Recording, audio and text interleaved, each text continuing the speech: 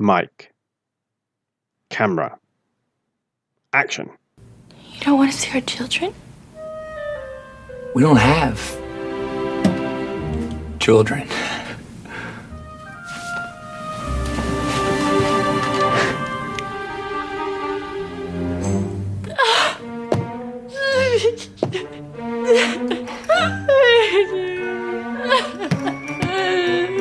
You know what? I'm sorry. No. I didn't mean it like that. All right, just show me. Please show me. We don't have children. Oh, I thought you meant crawl. I just want to. Will you show them to me? You don't want to see them? I do. Please show them to me. I really do want to see them. Really? Yeah. Okay. Oh, that's our wedding. And this is our first child, Benny Jr. Yeah. Oh, there's his vacationing in Hawaii. Little Andy's on my shoulders, and then da-da-da, Benjamin Jr. on yours. There's little Andy. Oh, there are the kids in Switzerland. Yodeling. Our kids are really attractive.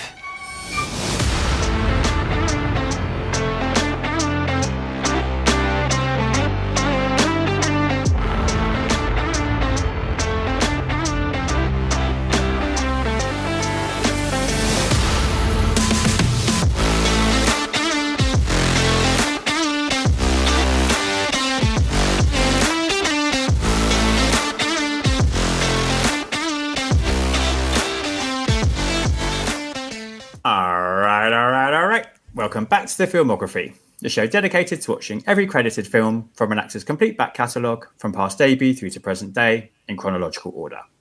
Each episode, I'm joined by an esteemed guest to watch and discuss the next entry from the Focus Filmography and consider how it ranks amidst their career and whether we can trace any typecasting trends or topic traits or theatrical tics. Today's guests are my very own Composure trio. I have Ria Carrogan of the Femme On Collective, Megan Burton of genuine Chit-Chat Afterthoughts, and the oft-mentioned but never previously heard, Emma Price of JAC. Today's film is Donald Petrie's How to Lose a Guy in 10 Days from 2003. We watch, you listen, and hopefully watch along too. Yeah, excuse the kind of cheeky... We're in the midst of watching the last season of Handmaid's Tale, so I thought that might be fun. Yeah, it's fun when you're on this with three women. Yeah, fun. Well, I thought I might, prod the bears a little bit just as we got started. I think Ria caught my look. Yeah, I definitely saw that. But you're in trouble. So we're breaking new ground.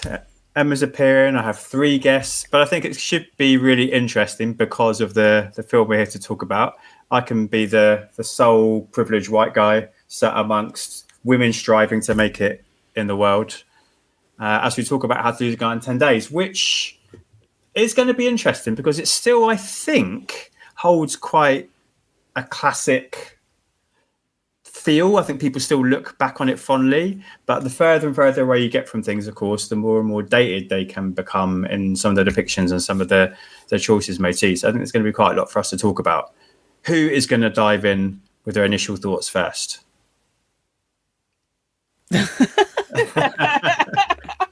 I don't mind this film. It's all right. Yeah, go on, Megan. You start us off. You don't mind this film? I don't mind this film. I think there are flaws to it. I think it's a bit silly, but otherwise I enjoyed it. I enjoyed it the first time I watched it. I enjoyed it. I finished watching it approximately 20 minutes before we started this podcast. Yeah, I like it. I just think there are elements to it that it takes me out of it a bit because of because of how silly it is at times. But I don't mind it. I enjoy it quite a lot. Yeah, and have you only seen it? So you've seen it once before, and then once for this? I think maybe I've seen it a couple of times before, but not. It's not on the roster of go-to movies. But I've definitely seen it a couple of times. Yeah. So it's not a regular rotation. Ria, what about you? Look, I'm ashamed to say I've watched this film so many times, and look, this film is so sexist. It's so sexist, but it's so charming. And every time I watch it, I go, oh no, why are you watching this film, Ria? stop engaging with this film, but I can't help it. They're so cute and funny, and they have great chemistry. And obviously, we all want Kate Hudson's dress at the end. And it's a shameful film for me to enjoy, but I do enjoy it a lot. It's very charming. Interesting. We've already got all the gauge of where the pendulum's going to swing already. Interesting. Em, what do you think? It's really interesting that you went there straight away, Ria, because I thought that actually the opening scene does a really good job to challenge quite a lot of that sexism that perhaps innately comes out in the first conversations around how to lose a guy and so on and so forth. You have a hot guy on a motorbike arriving. He's completely and utterly depicted just by his looks. There's that scene in his office where he's got his top off and there's women peering through his office window. What's the word I'm looking for? Objectified. He's completely and utterly objectified just by his looks alone. And then you have the depiction of Andy in an office talking about her career focus, bemoaning the fact that she's not there yet in her career. And I just thought, actually, yes, I'm sure, Ria, there are many moments that you're going to discuss that do highlight everything that is wrong with our society and sexism and misogyny. However, I thought the opening did it was a good shout in terms of turning that on its head a little bit and having McConaughey the object of the female gaze, perhaps, rather than Andy as the object of the male gaze. Yeah, no, it's very much like, do you remember those old Coke adverts? And it'd be like the guy drinking the Coke and the drips coming down. Megan's looking blank because she is young. All the old people are going, yeah, I remember that. But Megan, it'd be like a guy, he'd be like a handyman guy. He'd be like, he'd be there to fix the Coke vending machine. Were they in a glass bottle? Yeah, I think, and they did it. I think you're right. And then they see the drip coming down, it will land on his bare chest. And so it did have that kind of vibe, didn't it? And I got Tom Cruise vibes from McConaughey when he first turned up on the hog outside. I think it was trying to play on that idea, isn't like Tom Cruise and his bike. But I think what Em's pointed out there is one of the biggest issues with the film is that they don't know where to put Andy. So is she the manic pixie dream girl who can eat a whole burger at lunch and still be super skinny? Or is she somebody who's having to take a fluffy journalist job to be a serious journalist? And I think that's where, for me, the issues come in, because Kate Hudson's fantastic in this film. Oh, she's amazing. She's so charming. She sparkles. Like, you're completely drawn in by her. And she's opposite somebody who's incredibly charismatic. Like, Matthew McConaughey's so charismatic. And I think she steals every single scene she's in with him. And so it's kind of, that's where it tonally, in terms of her character, doesn't work for me, because even when she's doing all of the silly over the top stuff, she's so fantastic. And she is, when she's doing all the goofy faces because she's like, how is he putting up with this? I still want to watch because she's so brilliant. And I think that just is where it sort of clashes for me in terms of, because I completely agree with what you're saying, Em. Like, so apart from the beginning where it's like, this is how you get an amazing bum, which I hated. That establishment of her character, you go, okay, we don't get to see these sort of women in romantic comedies.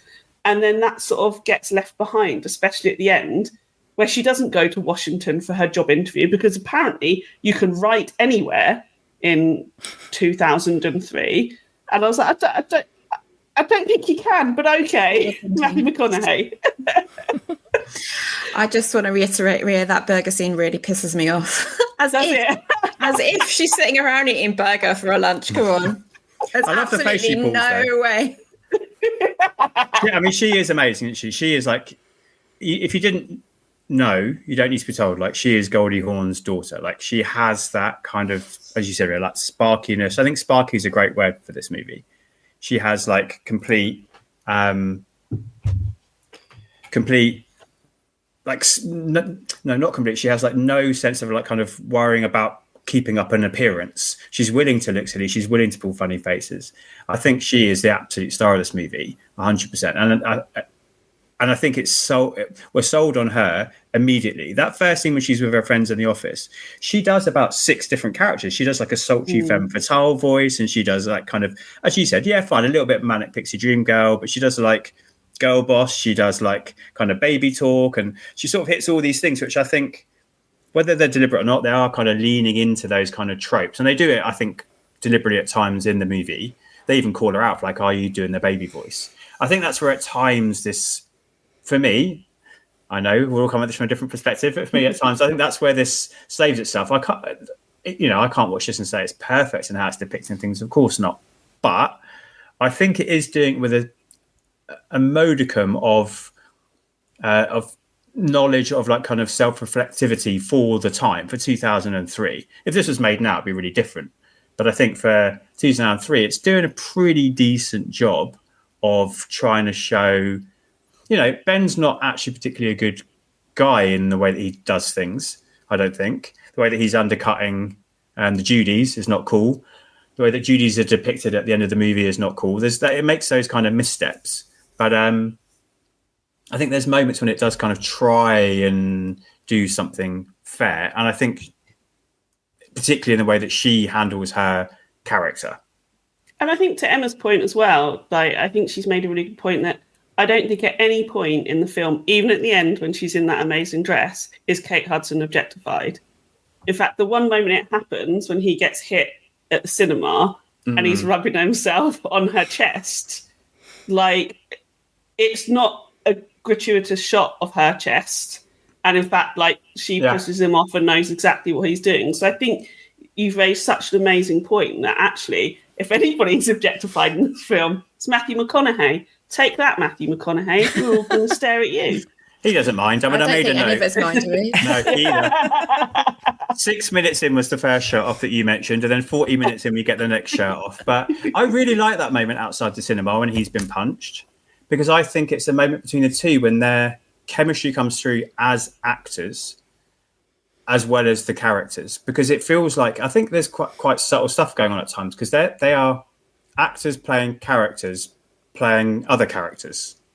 Do you get what I mean? It's Matthew McConaughey playing Ben, but he's not being Ben. He's being Ben who's just trying to charm this woman. And it's Kate Hudson being Andy, but it's not Andy. It's Andy who's trying to lose a guy in 10 days. So I like that moment, because it feels like the Andy and Ben constructs break character. And then you feel like, oh, Andy and Ben in this movie have got chemistry, but also McConaughey and Hudson have got chemistry. I really like that moment. It's really nice.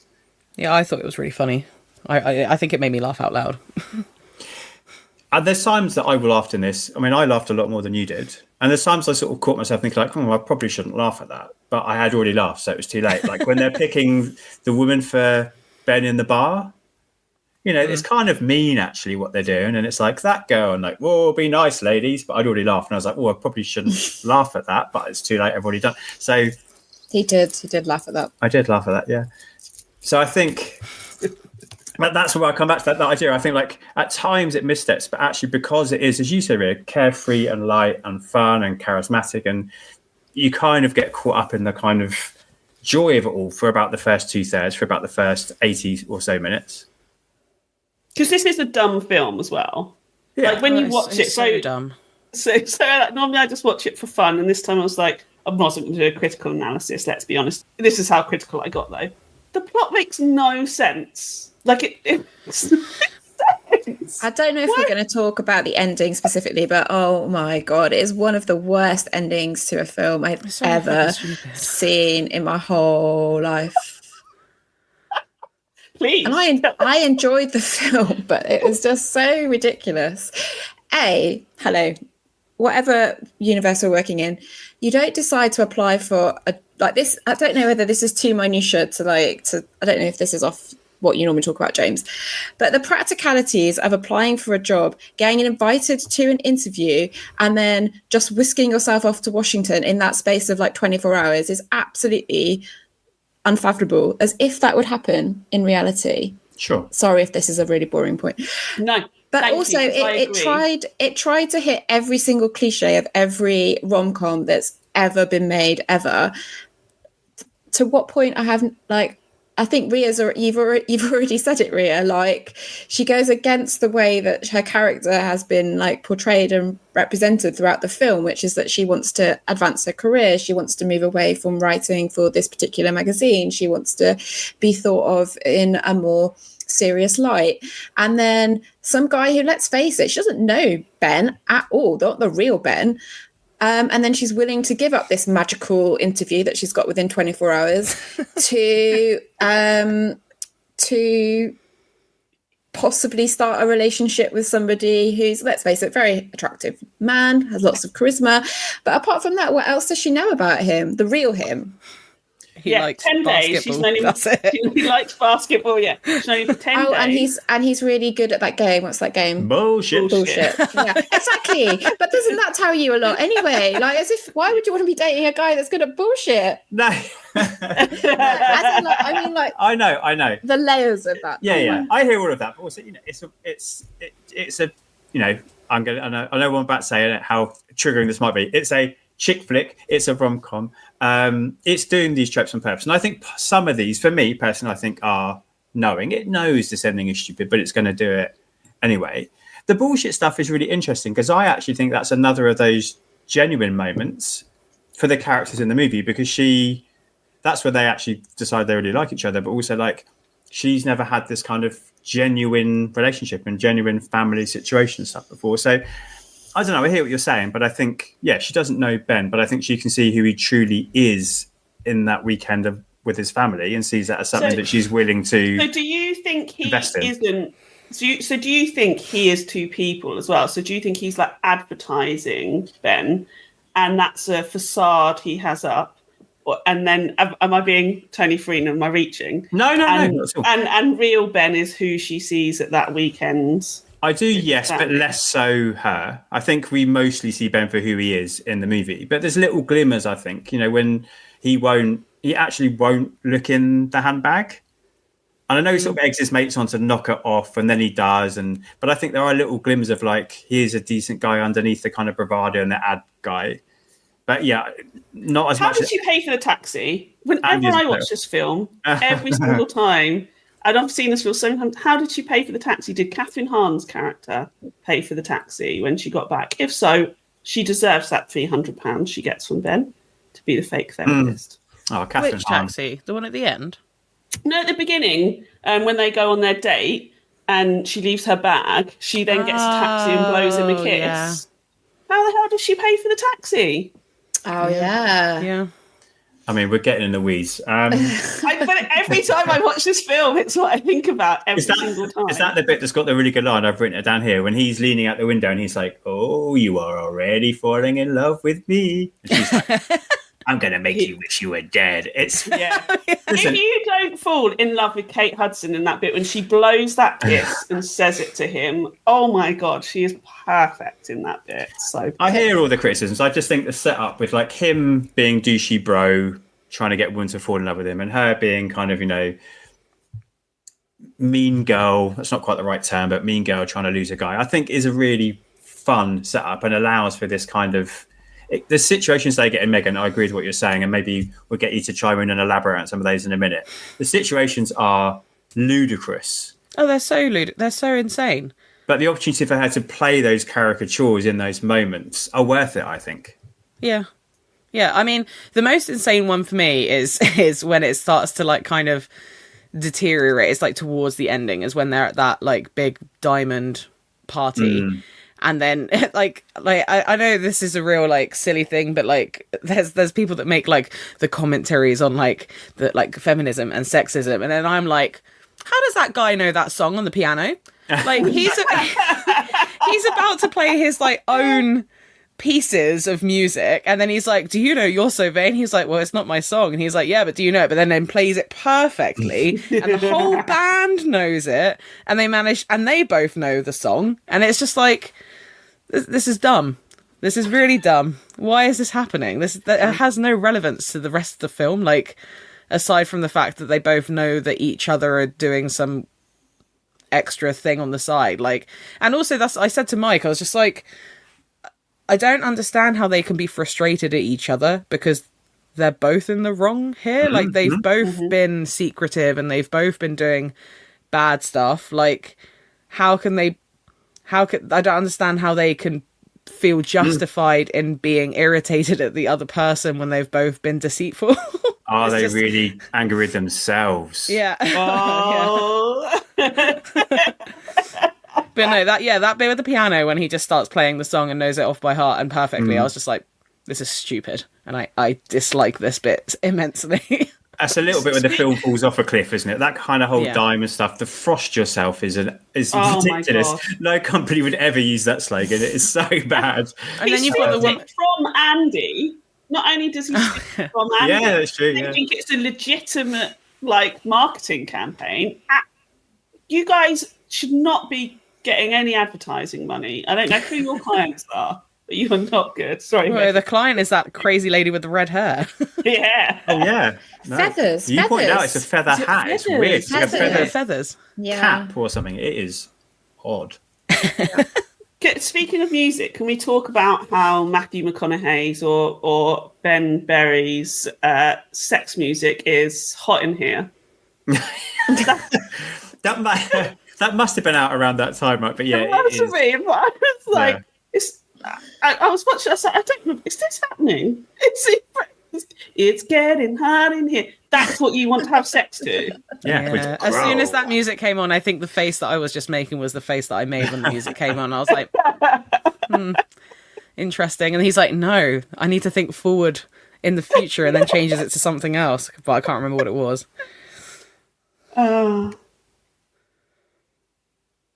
I've got so many more things I want to say. Right. Everybody here. Right. The things that Andy does that apparently make you lose a guy in 10 days. I've never known a woman or a man to do any of these things, such as give them a call in the middle of the night, which Catherine Hahn's character, I can't remember any of the characters' names, by the way, only the actors. Apparently you call them in the middle of the night and tell them everything you've eaten that day. Nobody's ever done that. Buying a love fern. I would love a love fern. Buying a dog after knowing somebody 3 days. You wouldn't date somebody and and I know she's trying to do it to lose him in 10 days, but this is also when it do actual things that somebody does when they like someone, and then we can see how terrible the other sex is. But she puts cushions in his flat. It's when she puts the blanket thing on his bed that I was like, it's nuts. It's actually crazy. Nothing beats his reaction to that defining a Tampax and the sanitary the Vagisil. That's the only moment he's really allowed to go big. Hudson is big in this movie, isn't she? She is flamboyant and over the top, and in a brilliant way. It's the only moment he really gets where he can do he's quite subdued, actually. I mean, poker. He's for me hiding it, though. Poker it's there. and it's there the whole time. It's simmering under the surface. True. I said at one point, this is how James is with me sometimes now. Oh, I wrote that down. Don't worry. Here, I've got. According to I've got resting Ben face. I mentioned when he's tolerating the photo album. I was just about to talk about the photo album scene. So, yeah, when he's the faces he's pulling, she said that's the faces I pull when she's talking to me. Charming, huh? But that scene is chef's kiss good. Oh my! That's when he is so good. When our kids are really attractive. Just the delivery. The way he so says good. it is is possibly one of my favourite lines in the whole film. It's so funny. That's another moment that annoys me though. It's how did she get his mum's number without going through him? Yeah, exactly. The phone book. Yeah, maybe he's got a little black book with all numbers in. I don't know. Anyway, small things. She is a journalist, She uses little investigation That's true. skills. Also, right, so she's got a master's. She's 23.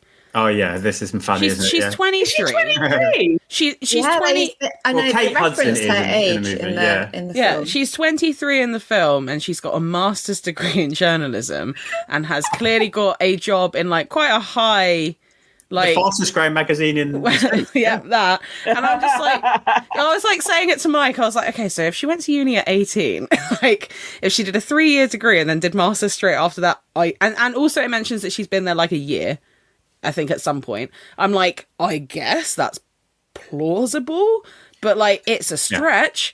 And like stop moaning, for goodness sake, you're 23, you've got this. Yeah, right. It's fine. It's not exactly what I write about, but you are doing okay. You live in New York and you've got a blooming guy at the door. Like you've got a guy that opens the door for you as you walk into the building. Oh, I'm like, you're earning money.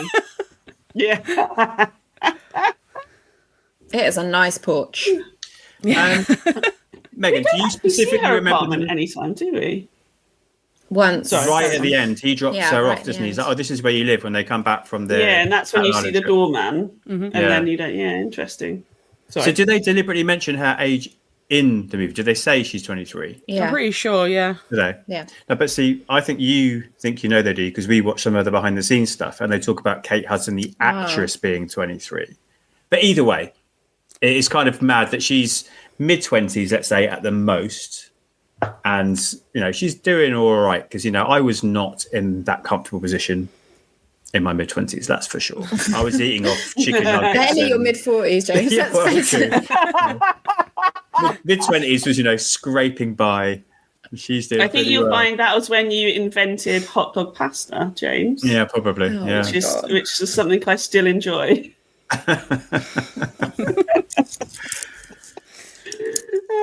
Yeah, you're right, Megan. She should stop complaining and just get on with writing her article, shouldn't she? Yeah, How old is he compared to her then? Yeah, we looked at him, didn't we? He's Yeah. 10 years older in real life. But I think they try and narrow the age Yeah, gap for in the sure. film. They don't look Because 10 years in the different, to be film, no, that's what's really interesting. Because in the film, they feel like they're in the same age bracket, fair. They do, yeah. and they feel like quite mature in terms of sort of like their careers, how their lives have progressed, and sort of I think also in contrast to Andy's friends, Michelle Catherine and Hahn, Jeannie, they for are. example, Michelle. Yeah, exactly. Like, I think Michelle, Catherine Hahn, quite specifically feels a lot younger and a lot sort of like more newer to the New York dating game. So that's really interesting. It's something I've not really clocked about it before. That she's Kate so much Hudson younger. has always looked a bit older, hasn't she? Think back to what's the movie called that I'm not Almost blanking? Famous. Thank you, Almost Famous. Like, I know she's playing a teenager in that, but they kind of play her as like being more mature and being older and that kind of groupie girl, don't they, who can get away with looking and acting a bit older. So I think maybe she's always kind of been that kind of actress. She's sort of been cast slightly older than what she is. Maybe it's just as simple as that. I don't know. Michelle and Jeannie stick in my head because it's the name of the authors that wrote the book as a book that this film is based on. This was based on a book. Oh, I bet the book's awful, isn't it? A picture book.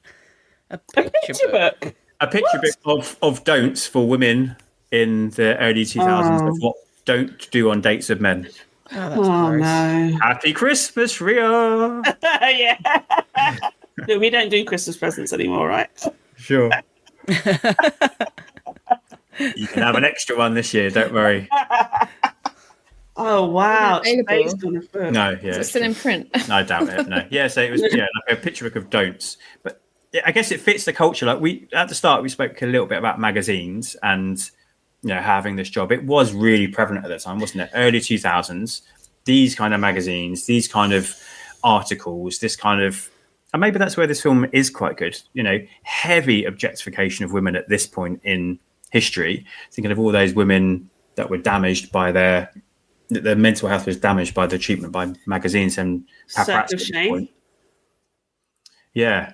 So I see why they kind of picked this industry for her to be in and this kind of topic. It makes sense.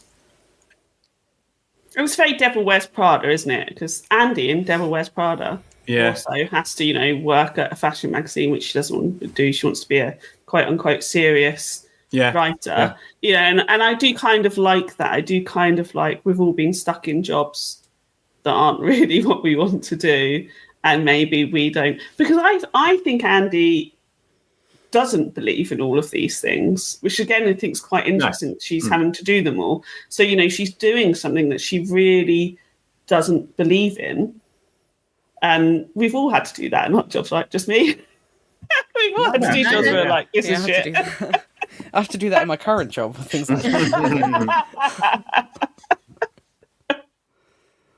Yeah, no, it's true. And the dynamics. No, Megan, you go. No, I was just going to say, I think it's a valid point. Like, I mean, like, I think there's some things where it comes out of that era of where like a lot of films are objectifying women, but then I think she goes against the grain a little bit, even though like the burger scene is really dumb, but like there are just things that kind of it pisses me off a little bit because it's the things, right message, but it's done in the wrong way. Yeah. It's like, these are things that women shouldn't do. Women shouldn't have a burger. Oh, heaven forbid that women have a burger. But it's like, she's like, oh, I'm going to have a burger because that's what I want. But it's just like, then you've got the other lady, like the other girl on the other side eating the salad. And then she referenced, like Catherine Hahn's character says at one point, she's like, I haven't eaten in like however many days. And then the person who runs the magazine is like, well done. I'm like, I know. Oh, that's gross. I write that down. Write that down. It's interesting. That's where I was going, was the dynamic between them and the boss is really interesting, because she's kind of that archetypal older, quote unquote, she's probably like 40 something, older woman who's been heavily involved in this kind of patriarchal system and has probably fought so hard to get to where she's gone, but has to fall in line with so many things. And these young women do seem to be kind of rallying against it a little bit. It's quite interesting. Yeah, because she even makes a comment about, oh, on your date tonight, take smaller bites. Yeah, she does. Yeah. It's like, and that's when she's just like, I mean, she is eating insanely, but like, you know. But when you think back to the scene where she first meets Ben Berry, and they go on their date and she's eating crab and she's cracking it open and she's shoving it in, she's got the bib on, you know, that's the real Andy. And it is, and mate, you know, God, I think I'm doing a Tony Farino again. You know, maybe the commentary in this film is how women have to change themselves, change perceptions of themselves to find what many perceive as happiness in a heterosexual relationship. You know, maybe that's actually what this film is trying to say. I think I'm probably looking far too deep in a fun, fizzy comedy. But, you know, it is interesting if you actually look at that. What does she say? She says she turns into a vegetarian because apparently men don't find vegetarians attractive. Sorry, all of you vegetarians out there who are having banging sex lives. Apparently you shouldn't be. Like, you know, she's almost having to diminish herself, right? Isn't she? When she's doing the things to lose him, you know, she's making so many things about him. It's not about her personality, or her personality becomes more two-dimensional. So oh my God, have I turned myself around on this film? Is this film actually saying, stop diminishing yourself, women, be the other Andy and not this Andy? I've not thought that through, but new theory on this film. I think the women are playing all of the they're in control in this film. All the women hold the cards in this film, in the sense that Andy's boss is in charge, right? She's playing a very patriarchal role, but she's the boss. Then the two, what are they? Lips and chips. Lips and hips. The Judies, yeah. Lips and hips. Such a horrible description. Oh, it's horrible. Yeah. You know, they manipulate Matthew McConaughey at the start and at the end. So again, they are the ones with the cards, playing the cards. And although, you know, and then it becomes 50-50 between Andy, is that right? Is it Andy? Andy's character, yeah. Yeah, that's the character. Okay, good. Andy and Ben. I just thought all the way through, it was always the I just thought the women were in control of the narrative in this film throughout the whole way through. What happens at the end? Who tells Andy? Oh, it's the men, isn't it? The men. Yeah, that's the only break from the because women having control. The Judies manipulate them into doing it. The Judies say to his two bro dudes, that she's been in on it the whole time. I knew I wrote that point down for a reason. Yeah, I was right. Okay, yeah. So for me, it is I'm not going to call it a feminist film. It's not a feminist film, but I think the women have more power than the men in this film in many respects. It's interesting. I think it. Here goes the guy talking to some women about what he thinks about feminism. This will be fun. I think it wants to be a feminist film. I just think it's too early. There were two people I wrote down that I felt like this film has massively influenced, or two people who came later, and this film is kind of ahead of its time in that way.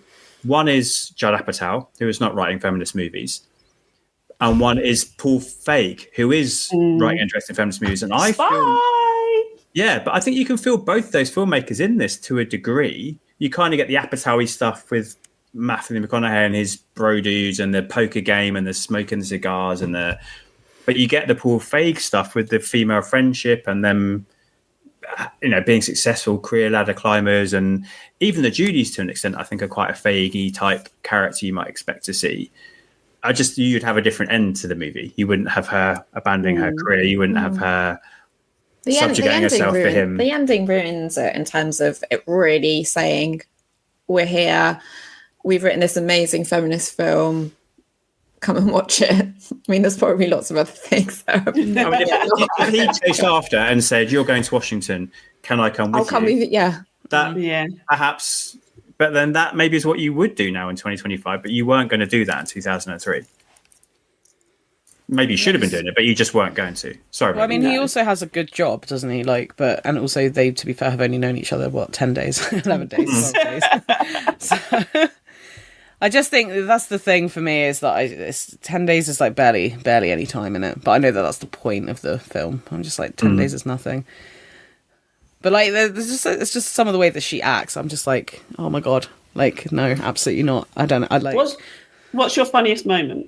My funniest in terms of her doing like crazy girl things, because we're just I like it when she brings the dog, but that's because I love dogs. Yeah, I also like that she's like got one of the like fuggliest dogs that you could possibly get, and like when the dog barked, Willow would start barking. I'm like, Willow, my girl, don't even bark at that. That's not even really a dog. Like, but yeah. Again, his reaction there is like, what is it? It's so good. But then he loves the dog. He's talking to the dog at the end. He does, yeah. What about you, Em? What's your funniest moment? I was just, even now, just reading through some of my notes. I think for me at the time, the scenes that made me laugh out loud are the poker game scenes. Yeah. Because you've got that physical barrier. So you see Kate Hudson making those whimsical, like on the spot decisions. Like she's tried something, it's not worked. She's like looking around, fuck, what else can I do? She would try something else. And the, what is it that made us absolutely hell? It's when she flips all the vegetables. Oh, it's the crudités. Yeah. That's a reaction to him calling her crazy. Crazy. Oh, yeah. And then what is he like? What are you doing? You're acting crazy. She's like, oh, that's crazy. Yeah. Improvised moment, which we learned. Yeah. Really? Yeah. Oh, because that is when she. All their reactions are like, whoa, yeah. She's so funny. It's all the little faces she's doing. She is working so hard in this film. She's doing all the heavy lifting. Just all those little faces that she's making when she's like, oh God, now I've got to think of something else to do. Yeah. Like, how do I be so irritating? As well, the beauty of that scene was just like you saw both of them. The reality of both of them and their emotions and what they're going through, because he's getting more and more fed up and he's having to contain himself and like holding it in, and she's getting more and more annoyed that nothing is working, and you see that like really ramp up to them then breaking up and then him having to go back on that. Because that's the other moment when she breaks character, when Andy breaks character, when he goes out to see her on the street, he does the call down the fire escape thing, chasing after her. And she says, haven't you had enough? Yeah. And the way she delivers that line, I think is amazing. Yeah. Do you think they were trying to like reference all the famous rom-com films? So that's from Pretty Woman. Yeah. And obviously you said it's kind of Romeo and Juliet at the start as well. I can't believe he's taken that from me. The balcony scene, the reverse balcony scene was my observation. I said it was yours. Don't ever take credit for that. I said you mentioned, I even gave you the credit. Literature degree. Jumping down my throat, totally unnecessarily. This is what Andy and Ben have got to look forward to. 10 days, it's all rosy. 10 years, this is what you've got in your future, guys. Look forward to it. 11. Basically. I thought I was 10 reference because the movie you missed it. I was making a joke. I mean, I do worry about their relationship. Romance. We've all seen Speed, right? Yes. You know, there's that classic line in Speed about the idea of like relationships that start under like stressful, intense experiences. That's what these guys have had. Like, it's either going to be all rosy because they know how bad it could be, or it's going to be just over really quickly because they can't move past this really crazy start. Horrible 10 days. Absolutely horrible 10 days. It is like, nuts. what? I also have a question. Are you allowed to just ride a bike on a boardwalk? Are you allowed to do that? That seems very illegal to me. Yeah, probably not. Also, why are they not wearing any protective clothing? Oh, I know. Because Safety first, everyone. Because we're boring and sensible, Megan. They've got helmets. They've got something. Well, she gets to wear the ugly helmet. She gets to wear But she looks cute when she's wearing it. Ben acknowledges. Also, would you, with your partner or whoever it is, entire family in the house, would you have shower sex? For the first time as well. That, yeah. Yeah, that's you're right. It's their first. Because when that scene happened, Mike was like, "Aren't they in the family bathroom?" And I'm like, I'm "Pretty sure they are." Yeah. Yeah. I mean, again, chemistry in that scene is excellent. Like, I buy that those two people really want to have sex with each other. But yeah, maybe they should just hold off for a couple more hours. But when the moment takes you, what can you do? Just turn that shower up high. So sad for their ice cream that he just bought, and then truck. She's like, he literally just bought it. And she couldn't even have hers because it had dirty water in it as well. Sad times. I like that he threw his at the truck. Yeah. In anger. I'll get you. A truck carrying arcade games. I was like, oh, that's very exciting. That's how invested they're playing games. The film. Oh. We didn't get to your funniest moment, Ria. Oh, the poker game. Yeah, the poker night. Absolutely. That's just when she's fully at her best. Without a doubt. Can we also just talk about the fake couples therapy for a minute? Because Catherine Hahn is just brilliant in She's that. a phenomenal actress. I love Catherine Hahn. Yeah, that scene. Sorry, I didn't realise until we watched some of the behind the scenes stuff. This was her first film role. That's it. Like, talk about somebody arriving fully formed and who, like, she has been this good from day one forever. Amazing. And it's at the end as well when she gives him that cheeky look. She's like, hi. And he says that, you're not a real therapist. Yeah. But as an actress, she anticipates him saying that, which I really like. Like, she's doing the work beforehand. So if as a viewer you somehow don't realise, which would, means you're not really paying attention to the film, but you might not because we all miss some stuff. She cues you up for that through her acting, which is just absolutely amazing. She's so good. I mean, there's a reason why those two have gone on to have that kind of meteoric rise. They are the standouts of this movie, I think. Catherine Hahn and Kate Hudson. McConaughey had already kind of arrived, hadn't he? My favourite bit with that scene is when she manages to persuade them to go to his family home, and it's her face at the end where she's like, obviously, like, internally is like, I can't, this is just hilarious. I can't, like, it's her, like, the smile that she has where she knows what she's just done to her friend, and I'm just like, it's so good. It's so good. I really like actors playing, like, acting. That sounds stupid, but I like it when you get that. I've already mentioned that double layer. I think really, really good. So she's already playing this character. She's already playing Michelle, I think she is. And then she's now playing I like it when you get to see these layers. And she does it perfectly because we see Michelle underneath it, but we also can see how Ben would buy it. That's really hard to do. That's a real skill. Yeah, it's a good scene. It's a great scene.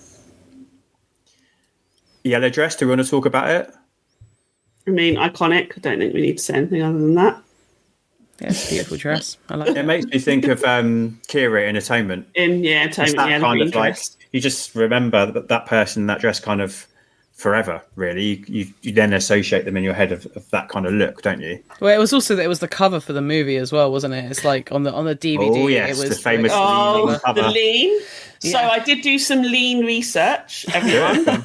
And I believe this is the first lean from Matthew McConaughey. I think you're right. So, because beforehand, 2 years beforehand, we had the wedding planner, and there was no lean on the wedding planner cover. Big J-Lo face. Yeah, exactly. And he's sort of like in the clouds in the background, which is quite weird because he's not dead in that film, and it makes him look like he's like an angel.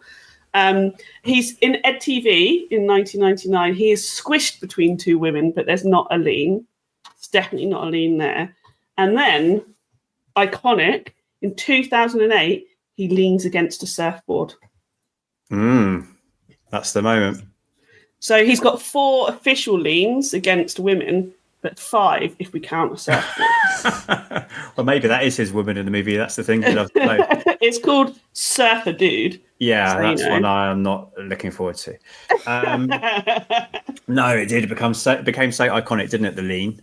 But I did my own research for it as well, because this film is a kind of an unofficial remake, not remake, but it's very inspired by. So obviously we have the book, Don't, but it's also inspired by a 60s movie called Sex and the Single Girl. I know you all really want to watch this. I decided to go to bed.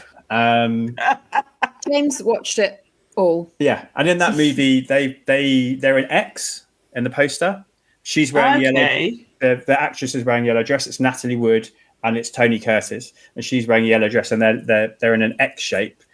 And he is a journalist who is writing like for a smutty men's mag. I didn't really know they existed in the 60s. Not nudity, but like smutty stories and like pushing the boundaries kind of thing. And he pretends to be his neighbor who's got marital issues in order to write a story about a female therapist who has just come out as a virgin. So how could she be writing about relationships when she's a virgin? So it's sort of loosely based on that movie. Do you know what, though? That is the reaction I had. And I got to the end, much like How to Lose a Guy in 10 Days. And I thought to myself, this is either the shittest, most sexist film I've ever seen. Like, it's really, or, and I actually think it is the or, it knew what it was doing. And it leant so far into it, it became a parody. I think it's meant to be a parody of 60s sex movies. It's just watching it now, 6 years later, it's hard to get that. But I think at the time, it was meant to be a parody of those kind of movies. But much like How to Lose a Guy in 10 Days, missing the bullseye quite a few times, unfortunately. So yeah, the lean is kind of inspired by a cross, by an X. I get it. I see it. Emma's already Is his best prepared lean? her. This is his best lean, for sure. Yeah. Yeah. In fact, so good is it, I tried to make it the image for my podcast for the little thumbnail, whatever it is, the little icon, but I couldn't get the angles right. I felt bad cutting Kate out, and then when I did, it looked weird. It didn't look like he was leaning on it. And Can we get you and M to recreate the lean? Not with all these wires. I see the instinct that I have that is to lean in, and hers is to reject me. And that was very a Mike and Megan dynamic there that happened. That is painful. Yeah, if Mike was Mike here, trying he to would touch you. Yeah, he would touch me, and I'd be like, "Don't touch just me." stand up and do it properly. No, it was just a moment for us to have a bit of affection, but it's lost now. She's too busy thinking about, which is where I was about to go. She's too busy thinking about Ben with his shirt off. That's why. Ladies, objectification of Ben. Fair? Matthew McConaughey? Do you know what? I don't fancy him in this film. Oh my god, thank you, because Mike was like, "Do you find Matthew McConaughey attractive?" And I was like, I don't bet find he him... asked you that question. I was like, I don't find him unattractive, but I'm not attracted to him. Like, I can appreciate the aesthetic. I can I appreciate that he's a good-looking chap. But for me, like, it's not for me, if, like, that makes sense. So, like, I'm just like, I find him attractive, yeah, sure, but, like, I'm not... But also, like, I just always find it weird in films like this when you've got a guy that's topless and then you've got a bunch of girls that apparently, like... peering in, because I've never... That's not ever something that I've ever done. Like, if I saw someone topless... I wouldn't be like, oh, Oh, I'm gonna stand here and stare at you really creepily. Like they're like drooling over him. I find it icky. It feels like his thing they do every day, right? They're there every day to catch him deliberately having their coffee at that point. O'clock, yeah. Yeah. But again, I think that was referencing that advert deliberately. I think much where you're saying other things are these kind of deliberate references to kind of cultural moments, perhaps.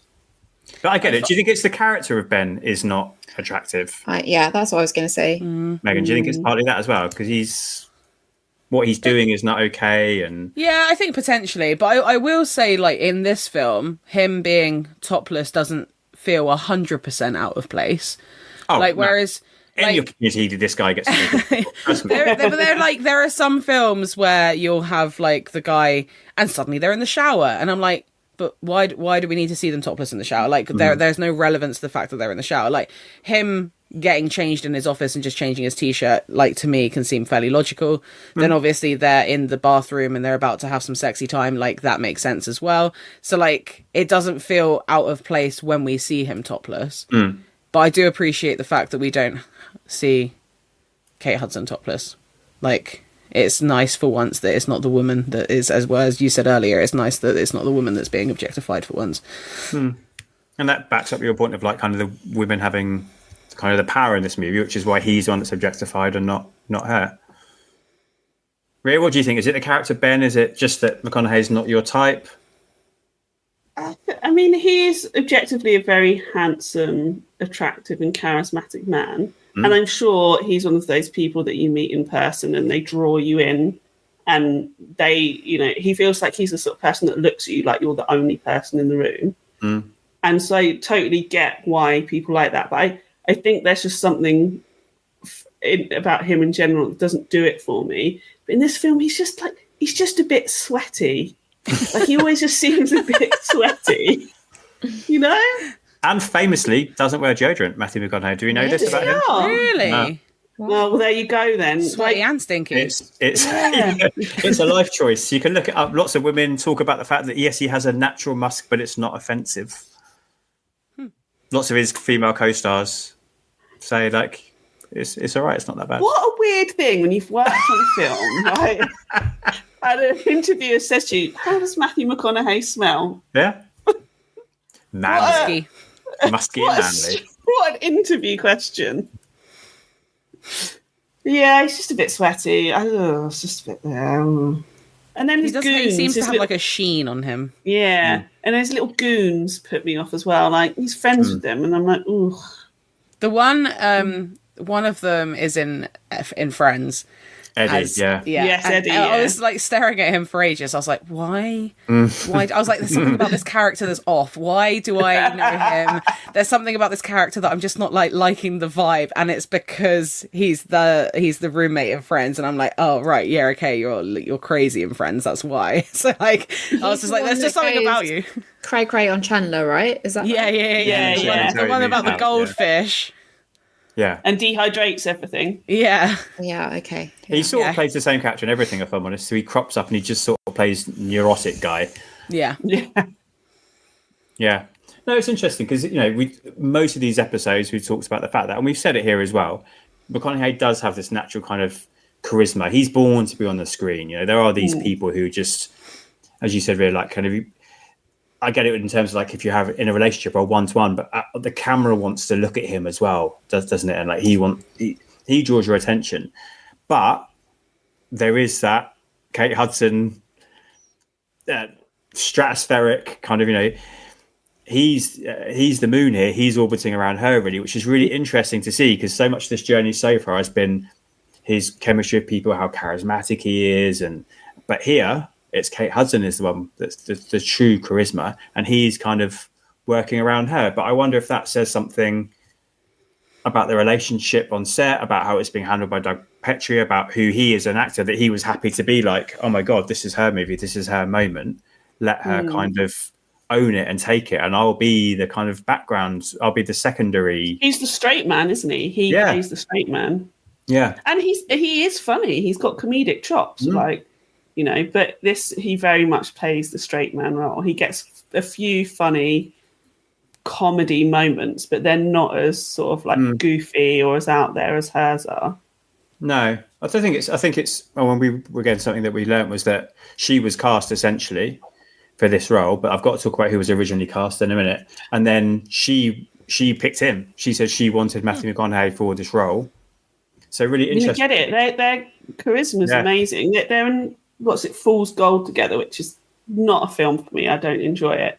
But the best thing of it is that you get them back on screen, and just watching them do anything together. Fair enough. This is slightly tangential, but we were talking about, we were listening to some Rihanna earlier, and we were talking about Tom Holland doing his umbrella dance for Lip Sync Battle, and he does it with Zendaya. And so I was watching it earlier, and I was like, you can feel the chemistry. You know, they were a couple then, but you can feel the chemistry between them. And, you know, I was, my other half, Kevin, was saying, like, that you sort of can see that's the moment that she, like, fully falls in love with him, like obviously, you know, being a bit sort of over the top about it. But I kind of feel that with this film, you see two actors that come together and are having an amazing time together. And especially now that you said, like, there's a couple of bits that were improvised, they've obviously got that sort of chemistry that's comfortable for them to do that, especially if she's at such a young age, that I would literally watch anything with the two of them in it. And sort of, even if it's a big pile of shit, enjoy it, because their chemistry is just so incredible. Yeah, and she was allowed to cut loose quite a lot, I think, and the whole thing was built around her. And I like the idea that then everyone else just gets on board. Like, McConaughey is the big name here. He's before her. He's billed before her as well. Really interesting, isn't it? He is, but it's that classic thing where she's slightly higher. It's that old towering inferno, Stephen Queen, Paul Newman thing. But I think it was really clear, wasn't it? Like, she's the star. This is her movie. I'm here to support her. I think it speaks volumes of him as an actor or as a performer. The best actors are the ones who understand the assignment, and they're willing to. They want the movie to be the best thing. They don't want to be the best thing in the movie. And absolutely, like, he made the right choice, and they made the right choice in putting her front and center. Come on, then. Who was considered? Oh, yeah. So, actually, not was considered. Originally cast was Gwyneth Paltrow. Oh. Can you imagine how different this movie would have been? I've like, yeah. Now, what have you liked her in? Go on, Megan. What have you liked her in? Yeah. I don't. First of all, I've not really seen her in many things. I think the only things that I've seen her in is like the Avengers, in the sense of like being in Iron Man. And to be fair, she is fine in those, to be fair. Yeah, she's fine in those. And also that awful film with Jack Black where she puts a fat suit on. Shallow Hal. Yeah. I'm pretty sure they're the only ones. These are not her finest works, guys. Those are not her finest works. No. You're going to bring up Sliding Doors. I was actually thinking about Shakespeare in Love, yeah. I have seen Shakespeare in Love, but that was a very long time ago. 7. I'm probably too young to watch it. I have to disagree. I think she's better in Sliding Doors than she is in Shakespeare in Love. I don't think she's particularly good in Shakespeare in Love, but I think in Sliding Doors, she actually gets to sort of show some of the Gwyneth Paltrow charm, which, you know, is nowhere near like Matthew McConaughey. That's not have the comedic range, though. Let's face it. None of those films. No, listen. I think she's just done herself a disservice in that she went down the wrong path. She would have been a perfectly good, fine actress for her whole career, but then she's focused on other things, which means you associate her with those things rather than being an actor. You associate her as the goop woman, and that's her mistake, I think. Maybe she's paid loads of money. Exactly, yeah. It's just really interesting because I watched a film called View from the Top. Oh yeah, I love View from the Top. And I only watched that's about the air, like. It is. Yeah. Okay, yeah. I've seen that. With Ewan McGregor. Yeah. Yeah. Okay. No, that's down. No, that's Down with Love. View from the Top is with Mark Ruffalo. It's the two Mark women, Ruffalo, isn't it? Thank you, Mark Ruffalo. So I watched that purely because Richard Iwadi has written a comedy book called what is it? Iwadi on Top, which is his critique of this movie. Essentially, he's written a whole book. This guy's nuts, but he's brilliant. He's written a whole book kind of just sarcastically ripping the shit out of View from the Top. So I watched it, and that's the movie she left this to go and do.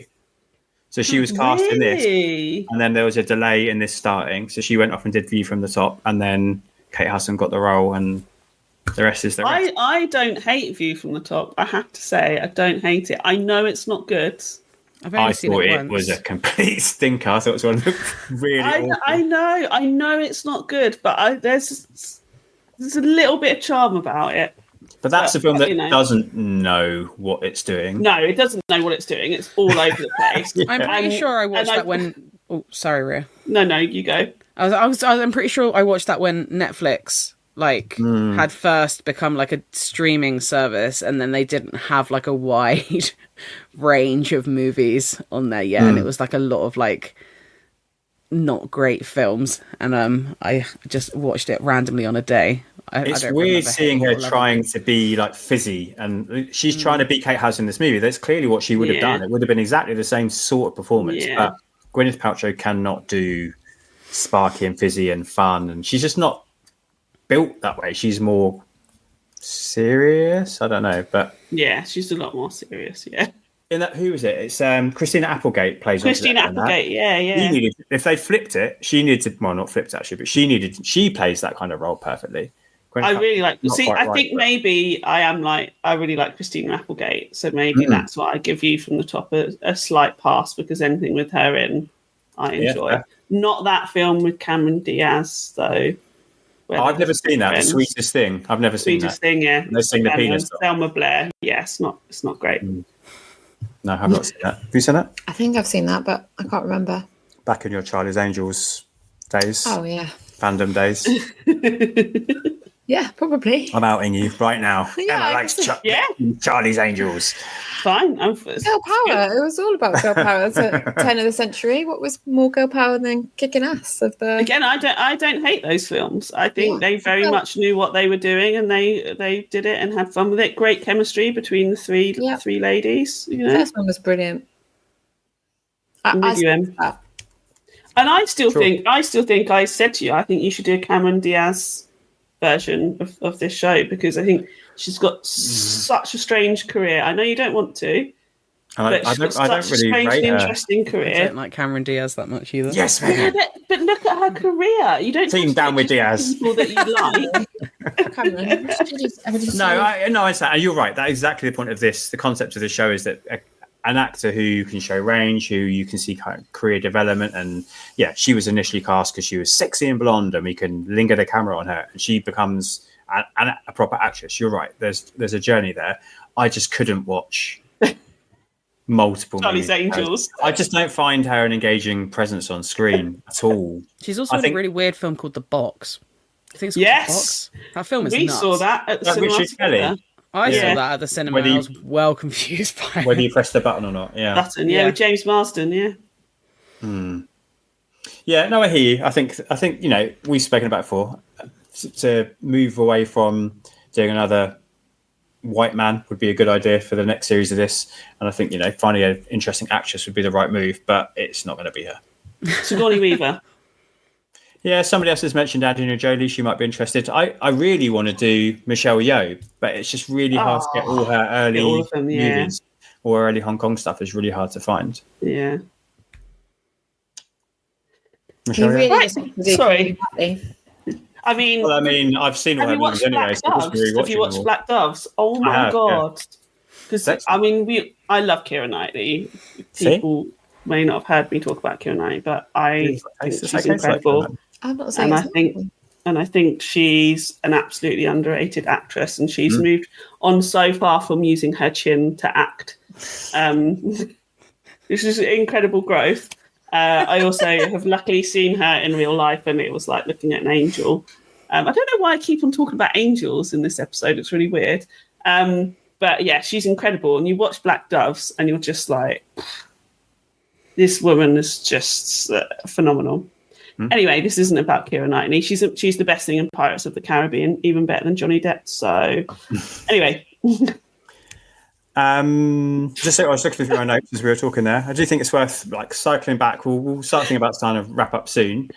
I did want to mention about the ending, although we have acknowledged kind of the Diamonds party scene is a bit off. I think people aren't really bought into that whole scene and that whole concept. You were brought in when Ben finds out from Andy's boss, though. Em was brought in because I was watching you when I was watching the movie at that point, because when she's accidentally giving it away, Em turned into Andy at that moment. She was like all physical performance on the sofa, like hands over the picture. Oh no, Ben's funny. This is not the right way. It was great. Which is It was really ridiculous nice. because I've seen this film so many times. You were totally brought in. So I think it does a good job of like There was another moment where I was like, and you made a note of it, and I like properly snorted out loud with laughter. And it was when she's gearing up to like, she's making him think that she's got another ticket to another baseball game. Mm-hmm. And I remembered in my head that it was something atrocious, but I couldn't remember what. And in my head, I had the ballet. So then when it cut to Celine Dion, I just like, I couldn't hold it in.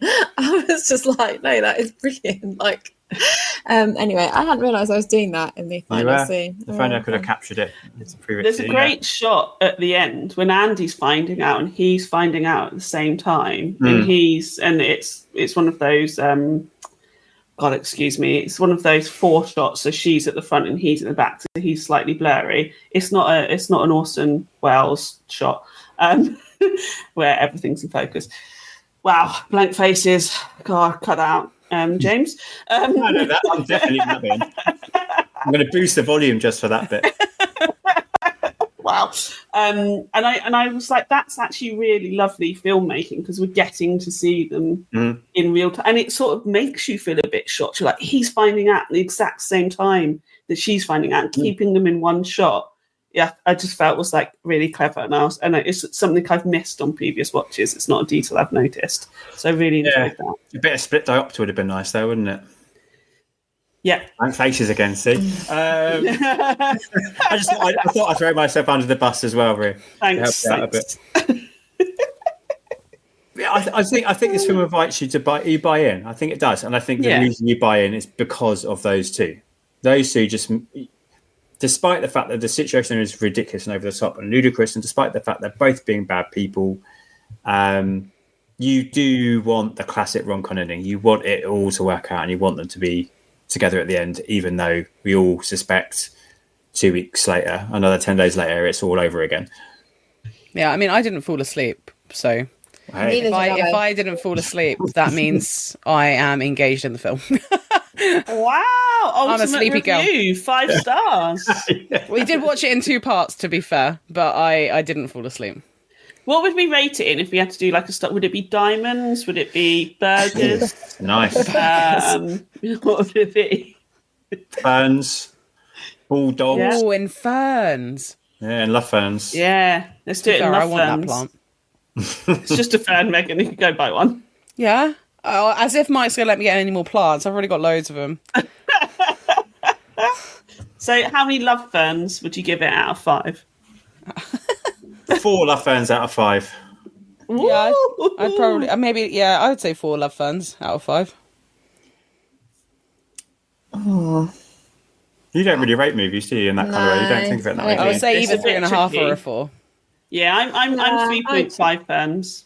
Yeah, I think I'd err more on the 3.5. I think it's just there's not many movies of this type that I think have good rewatchability. But this does, because of the performance, particularly of Hudson, because of the chemistry between the two as well. But I think you could stick on a scene right now and I'd still laugh at it. If you said, oh, now we've just been speaking about this, let's go and watch the first hour again now, I'd be like, okay, because the first hour is the best hour. Agreed. I think it's just got endless rewatchability, and I think that is why it's one that keeps being rewatched and refound and spoken about. I mean, it was the 20th anniversary a couple of years ago, so it kind of went through like all the American E's and all those people were doing like the 20th anniversary, and they managed to get Kate Hudson and McConaughey together to talk about this movie, and they're really happy still to be known to be involved in it and to talk highly about it. Kate Hudson does describe it as a feminist movie. Well, she believes her character is a feminist character, I think is what she says. Maybe I'm misquoting her slightly there, but she feels Andy is a feminist character. So yeah, I don't know. I think time, yeah. Yeah. What about you, Ria? You think 3.5 as well? Yeah. Three full ferns and 1 baby fern. Yeah, fair enough. with a bulldog peeing on one of them. What did she say it is? She says it's like a crested something, which made me think of dinosaurs. Well, my thing is, she says obviously afterwards. She's like, obviously. Obviously, it's this really obscure dog. Which I love, because she clearly doesn't know, because she's like, she's like, it's, and then she makes a little face at the end, and she's clearly like, I may have just made up this type of dog. Anything else anybody wants to mention before I dive into some letterbox reviews, and then I'll get your final words? Go for it. No, we've covered it all. Okay, I have no green lights entry, unfortunately, for this, because he kind of skims over this period of his life a little bit in terms of the films he's in. This gets a mention, but it's just like, I was in How to Lose a Guy in 10 Days, which I think is a shame. I think there's probably some stuff to be said. But so I've got a couple of reviews to read out. Bob Hovey says, Matthew McConaughey and Kate Hudson are charismatic and attractive.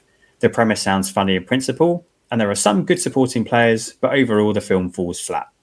It moves along well enough, and there are some genuinely funny bits, but the problem is that the relentlessly comic tone ignores the dishonest and cruel subtext until it's too late.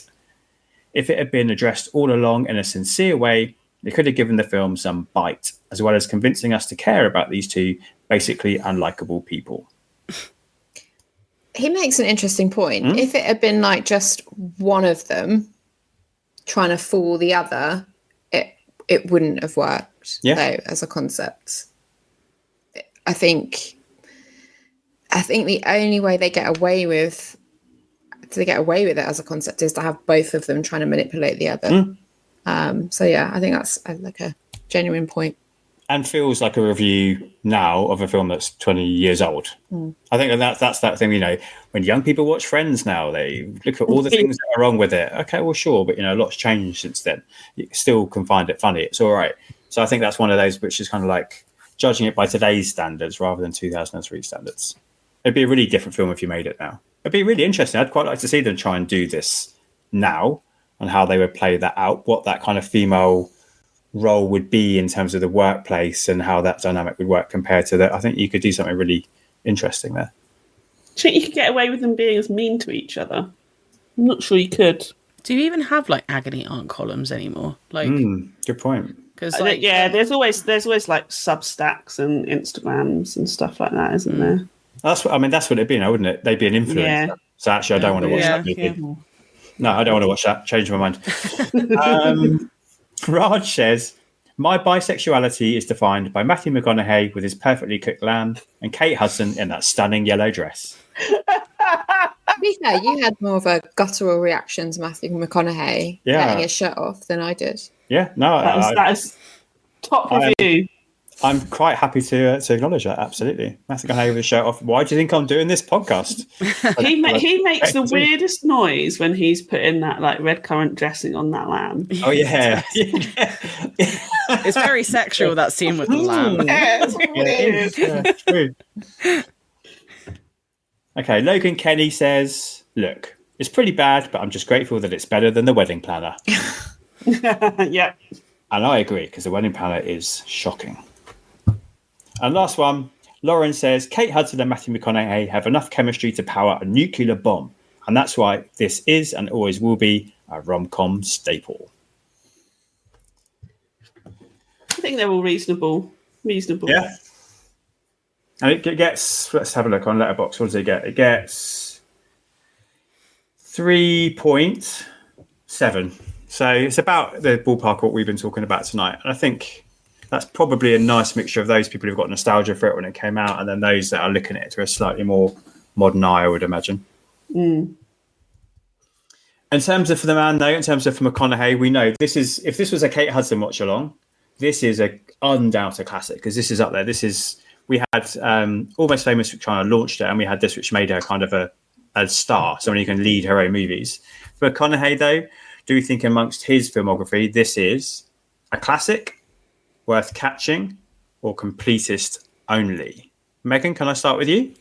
So Mike made me, well, he didn't make me. We went through like the Matthew McConaughey films because I don't actually think I've seen that many. So I've seen parts of Paperboy and Tropic Thunder. I started watching the Paperboy and thought it was god awful, so turned it off. And then I've seen 10 Things I Hate About You, but I don't think he's in that film. I think Mike's written 10 Things I Hate About You, but he actually means How to Lose a Guy in 10 Days.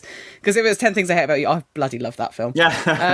That'd be the longest title ever. How to Lose a Guy in 10 Days, Things I Hate About You. Yeah. There's Sing, Interstellar, The Wolf of Wall Street, Kubo and the Two String, and Deadpool and Wolverine are the only films that I've seen him in. I'd probably say that the middle one.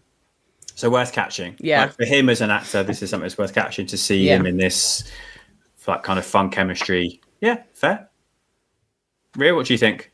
I think this is a classic. I think this is really his peak rom-com era. You know, he's getting there in The Wedding Planner, which is not great. And then he does this. And unfortunately, it means we get things like Failure to Launch and Ghost of Girlfriend Past, which are terrible. But I think this was peak rom-com for the time. And I think this is him in his best rom-com role. So for me, it's a classic. You can't miss it. Yeah, if you're watching the kind of the rom-com McConaughey's, this is the one to watch. Yeah, fair? without a doubt. Good luck with the other ones. Well, you speak of Failure to Launch, you'd already put your name down, so you'll be back. I know. I don't know why. I hate that film. Em, what do you reckon? Well, I know some of the dross, shall we say, that you've been watching over the past few months. So if we put that as a point of comparison, I think I have to agree with Ria. I think it probably is a McConaughey classic. Yeah, fair. I mean, you know of the dross. You have not always partaken in the dross. Yes. I know who's winning out of that equation. It ain't me. I know I am also winning because I love doing it, but you don't need to be sitting through that for the sake of it. All right, so Megan, if you're happy, because obviously, you know, it's a democracy here. I'm not going to be the white guy who then tells it as it is. I'm going to ask my guests if they agree. Yeah, I mean, I'm coming from the perspective. Yeah. I'm coming from the perspective where I've not actually seen that many of his films. So yeah. Yeah, no, totally the majority. Fair. Brilliant. Well, thank you very much. That was good fun. I think hopefully everyone felt like they managed to have their voice, have their thoughts listened to. That girl power, you use that term, not me. That girl power is brought back. In the context of 2000. Are you trying to be a feminist? Are you trying to be a feminist by going, I hope everybody got their voice heard? I don't need to try to be a feminist. I am definitely a feminist. Are you the Spice Girls? I am no Girl Ben. power? Yeah. Spice Girls, that's us. I was going to call us the McConaughey girls. No, thank you. You're the Composure ladies. That's who you are. It's not. Oh. Bloody somebody gets to be Kate Hudson, somebody gets to be Catherine Hahn, and somebody gets to be the other one. The other one. It's like the extra one in Destiny's Child that no one can remember the name of. Sorry, other one. You were great too, but just you didn't quite have the same impact. Do you know? I can't remember her name. No. Jeannie? Did you say that earlier? Was that her name? Jeannie's the character, yeah, but I don't know who the actress is. Annie Paris. Annie Paris. That's right, yeah. Thank you, Ria. Good Googling. Yeah, thank you. Anything anybody wants to promote? Any Femme On exciting stuff? Yeah, I was about to say no. Oh. Yeah, I've got loads to promote. Listen to us on Femme On. So I am the producer of the amazing Femme On Collective, where me and my 4 other co-hosts talk about film, pop culture, books, anything really that's going on. We've got some lovely episodes out at the moment. We've slowed down a bit, so we're releasing once a month because we were doing it twice a week. So go and listen to our back catalogue. There's some amazing stuff on there. I also co-host the Romantasy Coven, where me and one of three, me and my 2 co-hosts, Jess and Brigitte, talk about romantasy books. We've covered, I guess, the classics, Fourth Wing, ACOTAR. We're now on to Serpent and the Wings of the Night, which hopefully I've got right because I never do, which is fantastic. And we're about to do the second book, Ashes of the Star-Cursed King, or something like that. It's called that. Hopefully they're moving on to Quicksilver. So if you like fun, smutty books, that's the place to go. Romantasy Coven, Google it. Look for that on Instagram. I can't remember the handle. I presume it's at the Romantasy Coven. You would hope as I set it up, I'd know what it is. And at Femme On Collective, that's where we are. Obviously, it's in the show notes. If Andy exists, she's reading those books. Yeah, she is. Oh, Andy's yeah. sitting there in a yellow dress with her feet up, eating a burger and reading Romantasy, for sure. Yeah, without a doubt. Megan, any of your genuine chit-chatty stuff that is... I just, at this point, normally it's where I'm like, take it away, Mike. I'm there. I'm here. I don't think I've done much on the actual genuine chit-chat feed recently, but we have got the Patreon. So if you want to hear my afterthoughts, it is on the Patreon. I think we watched The Green Mile the other day, so I think that's recently been put out there because we finally carried on partly of our Tom Hanks watch. So the next one for me is the next one's Castaway, which I'm buzzing about because I love that film. So yeah, I'm on Patreon, and I imagine we've got another Disney discussions with Ria and Dan coming up at some point in the future. But yeah, I'm on genuine chit chat in random places. You do yourself a disservice. Everyone pays the Patreon money because we want to hear you two bickering on the Patreon. It's worth the money just for that. You want to hear me go off on a rant about Spider-Man 3? For sure. Got any interesting podcast stuff? No, nothing to promote. Thanks for having me. You're breaking the duck now. Now you'll be back. It's an addiction. You won't be able to stop. Sure. All right. Thank you, everybody. How to lose your podcast co-host in one stupid comment. All right. Hopefully you agree that episode was far from bullshit. Thanks again to my three guests and to you two for listening and partaking in this journey with me through the McConaissance. That was How to Lose a Guy in 10 Days. Next up in a fortnight, I'm going to be joined by Scott Weatherly to discuss Eminem's performance as Dirk Pitt in Breck Eisner's, if memory serves, underrated Clive Cussler book adaptation Sahara, for those that are watching along. Until next time, be excellent to each other and make sure you take the time to treat yourself too. I am Jack signing off. Yippee-ki-yay, movie lovers.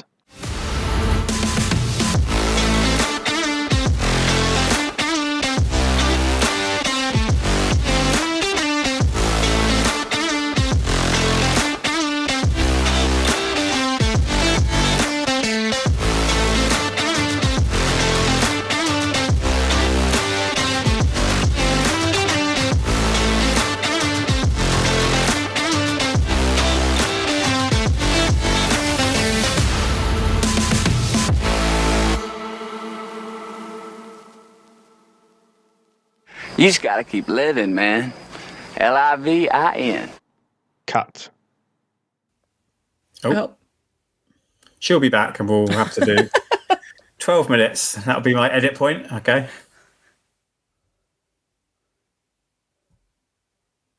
All right. Can you hear us?